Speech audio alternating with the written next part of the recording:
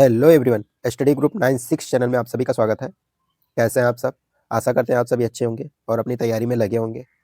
Friends, हमने कल की वीडियो में भौतिक विज्ञान यानी फिजिक्स के जितने भी क्वेश्चन बनते हैं उन सभी को करा दिया था वन लाइनर में। आज हम केमिस्ट्री के जितने भी क्वेश्चन बनते हैं वन लाइनर में उनको हम कराएंगे। ठीक है, तो आज देखते हैं। अगर आपने वो वीडियो नहीं देखी तो डिस्क्रिप्शन बॉक्स में लिंक पड़ी हुई है, जा करके वो वीडियो देख सकते हैं। और किस तरह से बनी हुई है वीडियो आप कमेंट करके बता सकते हैं, ठीक है या हेल्पफुल है कि नहीं है, ज़रूर बताइएगा। चलिए, आज हम रसायन विज्ञान के बारे में जानेंगे। जितने भी क्वेश्चन बनते हैं इसको हम 2 पार्ट में ख़त्म करेंगे, क्योंकि ये बड़ा टॉपिक है। वन लाइनर में जितने भी रसायन विज्ञान यानी केमिस्ट्री के जितने भी क्वेश्चन बनते हैं, सब एक वीडियो में नहीं आएँगे, इसीलिए हमने 2 वीडियो बनाने का इरादा किया है। तो अब देख लीजिएगा। चलिए, पहला हमारा क्या है, पदार्थ क्या होता है, परमाणु क्या होता है। ठीक है, पदार्थ का परमाणु सिद्धांत डाल्टन ने प्रतिपादित किया था। ठीक है, इनकी उनके अनुसार पदार्थ अत्यंत छोटे-छोटे अविभाज्य कणों से मिलकर बना होता है, जिन्हें हम क्या कहते हैं, परमाणु कहते हैं। ठीक। नेक्स्ट क्या है, 2 न्यूट्रॉनों के बीच आकर्षण बल निम्न होता है। कौन-कौन से होते हैं? गुरुत्वीय बल होता है और नाभिकीय बल होता है न्यूट्रॉनों के बीच। इलेक्ट्रॉन का एक ऋण आवेशित कण इलेक्ट्रॉन एक क्या है? ऋण आवेशित कण है, जिसकी खोज जे.जे. थॉम्सन ने किया था। जे.जे. थॉम्सन या जे.जे. थॉम्सन ने कैथोड किरणों में की थी इसकी। ठीक है, कैथोड किरणों में की थी। जे.जे. थॉम्सन ने किया था इसकी खोज और कैथोड किरणों में की थी। नेक्स्ट क्या है, सर्वाधिक वैद्युत ऋणात्मक तत्व फ्लोरीन है। ठीक है, फ्लोरीन है, जबकि सर्वाधिक वैद्युत धनात्मक तत्व जो है फ्रांसियम, जिसको बोलते हैं फ्रांसियम है। कौन सा है? फ्रांसियम है। और ऋणात्मक तत्व जो है फ्लोरीन है और धनात्मक तत्व जो है फ्रांसियम है। ठीक, किसी तत्व के रासायनिक गुण नाभिक के बाहर विचरण करने वाले इलेक्ट्रॉनों की संख्या द्वारा तय किए जाते हैं। रासायनिक गुण जो है नाभिक के बाहर विचरण करने वाले किसके द्वारा? तो इलेक्ट्रॉनों की संख्या के द्वारा तय की जाती है। चलिए नेक्स्ट देखते हैं।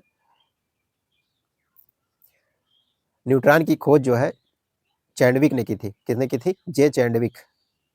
ठीक, वर्ष कितने में की थी? 1932 में की थी इन्होंने। वीडियो आपको अच्छी लगती है तो लाइक शेयर कमेंट और सब्सक्राइब जरूर करिएगा। चलिए, क्या है, न्यूट्रॉन का द्रव्यमान। न्यूट्रॉन एक क्या है? विद्युत उदासीन कण है। कौन सा कण है? विद्युत उदासीन कण है। न्यूट्रॉन का द्रव्यमान हाइड्रोजन परमाणु के द्रव्यमान के लगभग बराबर होता है। वे तत्व जिनके प्रोटॉनों की संख्या या परमाणु क्रमांक समान और न्यूट्रॉनों की संख्या भिन्न होती है, उसे क्या कहते? उसे समस्थानिक कहते हैं। उसे समस्थानिक कहते हैं। चलिए नेक्स्ट देखते हैं। क्या है, परमाणु का संगठन करने वाली 3 मौलिक कण जैसे इलेक्ट्रॉन, प्रोटॉन तथा न्यूट्रॉन है। ये तीनों से मिलकर के परमाणु बना होता है। इलेक्ट्रॉन की खोज जे.जे. थॉम्सन ने कैथोड किरणों में की थी। प्रोटॉन की खोज रदरफोर्ड ने की थी। इलेक्ट्रॉन की कैथोड किरणों में थॉम्सन ने की थी और प्रोटॉन की खोज रदरफोर्ड ने की थी। यहाँ से बेसिक जानकारी तो मिल ही जाएगी, नहीं अगर डीपली जानकारी नहीं मिलती तो बेसिक जानकारी जितनी भी है मिल जाएंगी इस पार्ट से। चलिए, प्रोटॉन एक धनावेशित कण है। कौन सा कण है? पॉजिटिव यानी धनावेशित कण है। और इलेक्ट्रॉन क्या है? ऋणावेशित कण है। इलेक्ट्रॉन एक ऋणावेशित कण है। किसी परमाणु के नाभिक में उपस्थित न्यूट्रॉनों तथा प्रोटॉनों की संख्या का योग उसकी द्रव्यमान संख्या है। क्या है? उसकी द्रव्यमान संख्या है। नाभिक में उपस्थित प्रोटॉनों की संख्या को परमाणु क्रमांक कहते हैं। क्या कहते हैं? परमाणु क्रमांक कहते हैं। नेक्स्ट, अमोनियम एक तीक्ष्ण गंध वाली रंगहीन गैस है। यह जल में अति विलेय है। जल में क्या है? अति विलेय है। अमोनियम हाइड्रोक्साइड अमोनिया का जलीय विलयन है। किसका जलीय विलयन है? अमोनियम हाइड्रोक्साइड, तो अमोनिया का जलीय विलयन है, जो क्षारीय होता है। अतः यह लाल लिटमस को क्या कर देता है? ये नीला कर देता है। एल्युमिनियम एल्युमिनियम मुक्त अवस्था में पाई जाती है।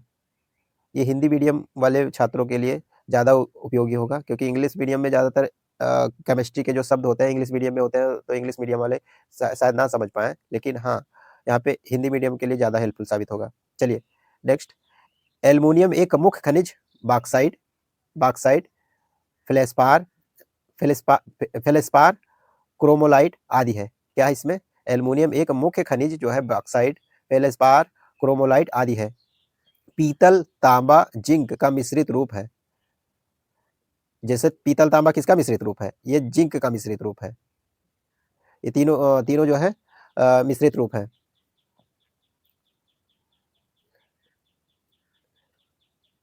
पीतल जो है तांबा और जिंक का मिश्रित रूप है। ठीक है, इसको ऐसे भी बोलते हैं, पिताजी करके बोल सकते हैं, जैसे याद करने के लिए। तो पीतल, तांबा और जिंक तीनों हो जाएंगे। इसमें तांबा और जिंक का अनुपात गुण के आधार पर अलग अलग होता है। जैसे पीतल में तांबा और जिंक का अनुपात जो होता है गुण के आधार पर अलग अलग होता है। तांबा मुक्त एवं संयुक्त दोनों अवस्था में पाया जाता है। मुक्त और संयुक्त दोनों अवस्था में पाया जाता है। चलिए, तांबा का शोधन विद्युत अपघटनी परिष्करण द्वारा किया जाता है। ठीक है, विद्युत अपघटनी परिष्करण द्वारा किया जाता है। हीलियम का गलनांक सबसे कम होता है। हीलियम का गलनांक सबसे कम होता है। जो मरकरी होता है, यानी पारा जिसको बोलते हैं, मरकरी अन्य धातुओं के साथ क्रिया करके धातु अमलगम बनाती है। अमलगम बनाती है अन्य धातुओं के साथ क्रिया करके। जब लोहे के संक्षारण में हम अहम भूमिका निभाता है, ऐसा जल जिसमें नमक उपस्थित रहता है, उससे जैसे समुद्र में जल क्या होता है, उससे जैसे समुद्र जल में लोहे में शीघ्र जंग लग जाती है। ठीक है, जब क्या कहता है, जंग लोहे के संक्षारण में अहम भूमिका निभाता है। ऐसा जल जिसमें नमक उपस्थित रहता है, उसमें यानी जैसे समुद्र के जल में जो होता है, लोहे की जंग जल्दी लग जाती है। लोहे में शीघ्र जंग लग जाती है, जिसमें नमक होता है ज़्यादा। तो उसके कारण क्या होता है कि लोहे में जंग लग जाती है, नमक के कारण होता है। ठीक है, अक्सर देखा होगा जो अम्ल वर्षा होती है तो लोहे वगैरह में जो होता है जंग लग जाती है। जैसे जो दरवाजे होते हैं उसमें जंग लग जाती है, यही कारण होता है, क्योंकि उसमें नमक की उपस्थिति रहती है। नेक्स्ट क्या है, लोहे में क्या है, लोहे में जंग लगना एक रासायनिक परिवर्तन है। लोहे पर जंग लगने से लोहे का भार बढ़ जाता है। क्वेश्चन बनता है कि लोहे में जंग लगने से लोहे का भार बढ़ जाता है या घट जाता है? तो लोहे पर जंग लगने से लोहे का भार जो होता है बढ़ जाता है। ठीक है, सोने की शुद्धता कैरेट में मापी जाती है। ठीक है, 24 कैरेट का सोना जो है शुद्ध सोना माना जाता है या होता है। 18 कैरेट सोने के में शुद्ध स्वर्ण का प्रतिशत निम्नलिखित तरीके से निकालते हैं। जैसे ये सूत्र है, जैसे 18 अगर कैरेट है तो गुणे 100 कर देंगे, बटे जो अपान है 24 कर देंगे। ठीक है, इक्वल टू कर देंगे 75%, तब निकलेगा उसका। यानी 75 जो होता है सोने में शुद्ध क्या कहते हैं प्रतिशत मात्रा रहती है कैरेट की।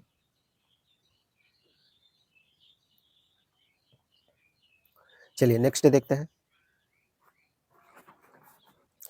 क्या होता है। लोहे की चादर पर जस्ते की परत चढ़ाना यसद या लेपन या गैल्वेनाइजेशन कहलाता है। और जिंक की परत पर चढ़े लोहे को गैल्वेनीकृत लोहा कहते हैं। इसको क्या बोलते हैं? गैल्वेनीकृत लोहा कहते हैं।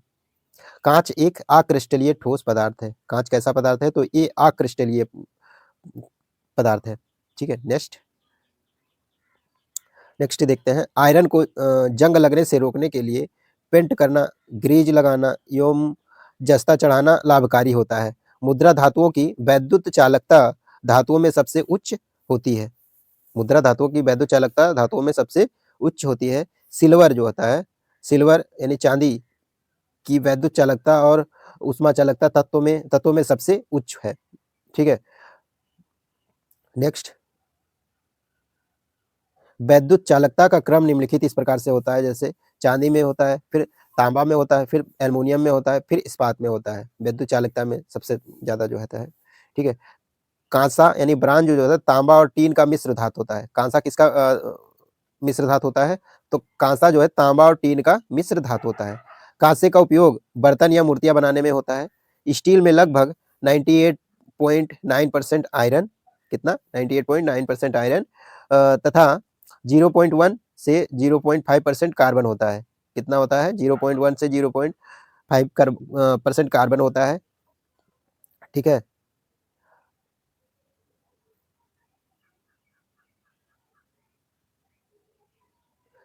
लोहे का सबसे शुद्ध वाणिज्यिक रूप पिटवा लोहा होता है, ठीक। और पिटवा लोहा जो है लोहे का सबसे शुद्ध रूप है। इसमें कार्बन की मात्रा स्टील से भी कम होती है। कोयले की गुणवत्ता गुणवत्ता का निर्धारण उसमें निहित कार्बन के अनुपात पर निर्भर करता है।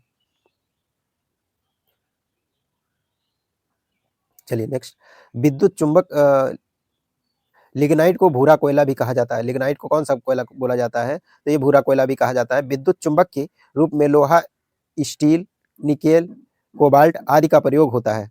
विद्युत चुंबक के रूप में लोहा जो है स्टील, निकेल, कोबाल्ट आदि का प्रयोग होता है। तांबा का प्रयोग विद्युत चुंबक के रूप में नहीं किया जाता है। तांबा का प्रयोग जो है विद्युत चुंबक के रूप में नहीं किया जाता है। पोर्टलैंड सीमेंट में जिप्सम CaSO4 इंटू 22H2O जो होता है मिलाने से सीमेंट की उत्कृष्टता बढ़ जाती है, ठीक है। पोर्टलैंड सीमेंट में जिप्सम मिलाने से सीमेंट की उत्कृष्टता बढ़ जाती है। सीमेंट की खोज जो है किसने किया था? सीमेंट की खोज जो है जोसेफ स्पीडिन ने किया था। कितने में किया था? 1924 में किया था, ठीक है। सीमेंट की खोज जोसेफ स्पीडिन ने किया था। कितने में? 1824 में किया था। सीमेंट का रंग ब्रिटिश तट पर पोर्टलैंड के द्वीप पर उत्खनित पत्थर के समान होने के कारण उन्होंने इनका नाम पोर्टलैंड सीमेंट रखा, ठीक है। पोर्टलैंड सीमेंट में 35% फ्लाई ऐश पाया जाता है। कितने परसेंट?